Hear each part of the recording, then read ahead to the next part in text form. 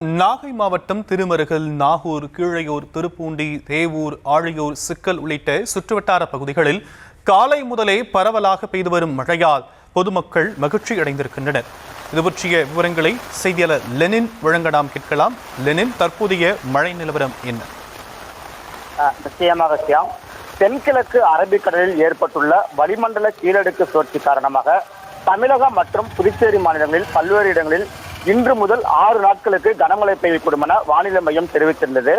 நாகப்பட்டினம் மாவட்டத்தை பொறுத்தவரை நேற்று வரை வெயில் இருந்த நிலையில் இன்று காலை முதல் கருமேகங்கள் சூழ்ந்து தற்போது நாகை மாவட்டத்தில் பல்வேறு இடங்களில் மழை பெய்து வருகிறது.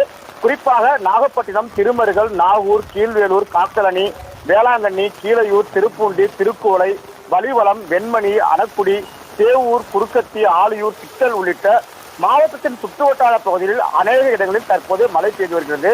காலை முதல் சுமார் 1 மணி நேரமாக பெய்து வரும் கனமழை காரணமாக பள்ளி செல்லும் மாணவர்கள், அதே போன்று வேலைக்கு செல்லக்கூடிய பணியாளர்கள் பாதிக்கப்பட்டுள்ளனர். இந்த மழையானது சம்பா சாகுபடிக்கு உகந்தது என்பதால் விவசாயிகள் மகிழ்ச்சி தெரிவித்துள்ளனர். குறுவை அறுவடை பணிகள் முடிவுற்ற நிலையில் தற்போது அரசு நேரடி நெல் கொள்முதல் நிலையங்களில் நெல் மூட்டைகள் அடுக்கி வைக்கப்பட்ட விவசாயிகள் இந்த மழையால் பாதிக்கப்பட்டுள்ளனர். விவரங்களுக்கு நன்றி லெனின்.